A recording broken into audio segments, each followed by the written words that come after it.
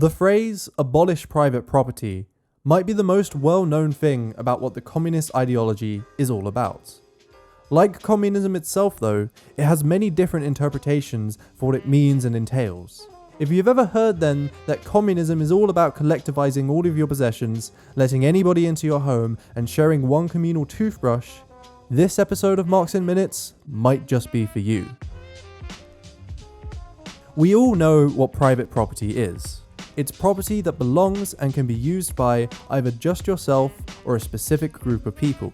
Your toothbrush is private property that you own and hopefully only you use. A factory and its machines, referred to as the means of production, is also private property owned by a capitalist, who decides based on who they employ, who is allowed to use them and at what times.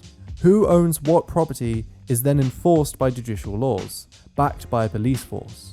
If somebody tries to steal your toothbrush, you could call the police on them. And likewise, if a group of workers try to occupy their workplace in a labour dispute, the capitalist could call the police too.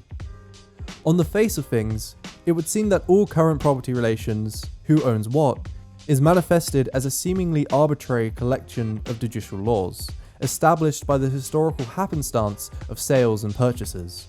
While this is partly true, Marxists take the position that something deeper is at play. For Marxists, property relations take on different forms depending on the prevailing economic system, and serve as a vital role in keeping that system functioning properly, with these forms only being able to arise out of specific historical processes. From this perspective, judicial law is only a way to maintain these property relations rather than originally establish them. Marxism is an analysis of social relations, regarding the process of reduction, the social relation on which society is built from. Communism is the radical reshifting of this process of production from one based on profit to one based on use. It follows that the type of private property Marxism and communism are concerned with then is social property that's tied to the way in which we produce and exchange things. The toothbrush and the toothbrush factory are both private property, but the factory plays a distinct social role, that is, being a means by which we mass produce goods. Yet despite this social role, it's owned by a capitalist as if it were personal property, detached from any of its social context. Marx makes this point clear in the Communist Manifesto. When, therefore, capital is converted into common property, into the property of all members of society, personal property is not thereby transformed into social property. It is only the social character of the property that is changed. It loses its class character. The prevailing property relations under capitalism, then, can be described as the majority of the means of production being privately owned by the minority capitalist class. Put simply, the tools and land used in production is owned by people who routinely use them to generate profit, which makes sense as capitalism itself is only defined as a way to produce things where everybody makes their goods specifically to exchange them for profits, rather than directly because those goods will be useful. The best way to understand what these property relations look like in reality, though, is to look at where they came from before capitalism under feudalism. In feudalism, we had the class relationship of the lord to the serfs. Typically, serfs would work on their lord's land to provide subsistence to its owner, in exchange for the right to maintain their own personal, private plots of land with which they would produce their own food and subsistence. This was very much private ownership of the means of production, however with a much higher distribution of property among the population than capitalism. Rather than the majority of private property being owned by a particular class, all classes privately owned their own small amount of property, in mostly isolation. This relation was best summarized by Marx in Capital. This mode of production, feudalism, presupposes parceling of the soil and scattering of the other means of production. As it excludes the concentration of these means of production, so also it excludes cooperation, division of labor within each separate process of production, the control over and the productive application of the forces of nature by society, and the free development of the social productive powers. It is compatible only with a system of production and a society moving within narrow and more or less primitive bounds. To perpetuate it would be, as Pecoeur rightly says, to decree universal mediocrity. Essentially then, the isolation of the means of production under feudalism left it stagnant, and unable to ever keep up with the advent of industrialization, forcing it to move aside for capitalism. But if feudalism had private property distributed across the whole population, while capitalism had it centralized into the hands of the capitalist minority, how did we ever get from one to the other?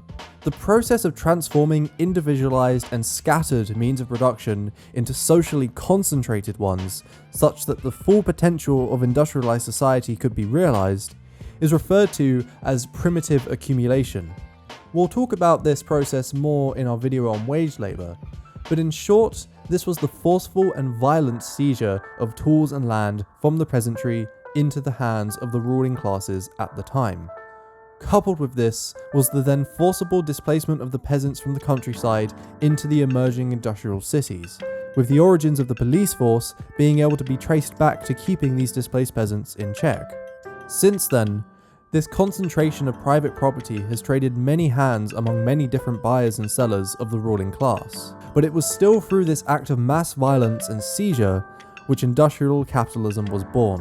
Nonetheless though, it was this immense accumulation which socialized production on a scale unseen before, leaving us with the capitalist property relations, a mass of means of production owned by a minority of society, with a mass of laborers whose only means of subsistence can come from being employed by such a property owner.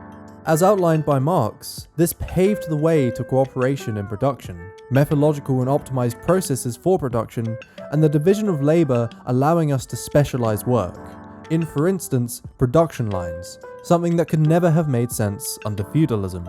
But much like feudalism outgrows itself and begins to impede progress, as does capitalism. Despite the mass socialization of productive forces, capitalist society is still composed of separate private producers, with the market acting as the social channels which bind them together. The private ownership of production means workers are disconnected from any kind of control over their workplaces, and are constantly at odds with their employers, playing tug of war with the profit the capitalists can extract from them and the rights the workers can gain. Further, the market-based economy is inherently unstable, reproducing conditions for crisis, as well as relying on a constantly falling rate of profit that leads to a paradoxical problem like the crisis of overproduction. These topics are, or will, be covered in detail in other videos in this series. The key point for now is that capitalism both leads us into the industrialized future, but alongside this, paves the way for even further progress to sweep away the new and unique problems which come with it. This process, of course, being socialism. So what does property look like under socialism then? Well, it's not that different. Under socialism, the means of production are owned collectively by the surrounding communities and operated democratically by the workers using them. While private ownership works by allowing certain people to occupy and use property while restricting everybody else, collective ownership is based on free association. In a fully socialist society, there is no employment or contracts to set up a working day. You instead interact with your workplace in a similar way you do to your own home, where the other workers are simply your housemates. Some leftists might point to worker cooperatives as a real-life example of such a relation, but it should be noted, even setting their production for profit aside, these are still strictly privately owned entities. Although production is managed by the workers rather than a single capitalist or board of directors, the mechanisms of employment and ownership restricted to a select and specific group of people is still maintained. Worker cooperatives are great, but they are not the collective property which socialism strives for.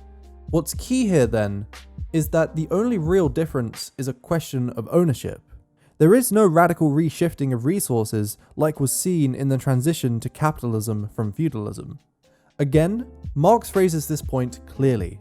The transformation of scattered private property arising from individual labor into capitalist private property is naturally a process incomparably more protracted, violent, and difficult than the transformation of capitalistic private property already practically resting on socialized production into socialized property.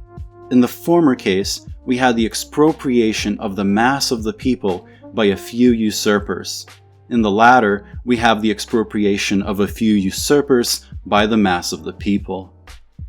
So, returning to our original question, what do Marxists mean when we say abolish private property?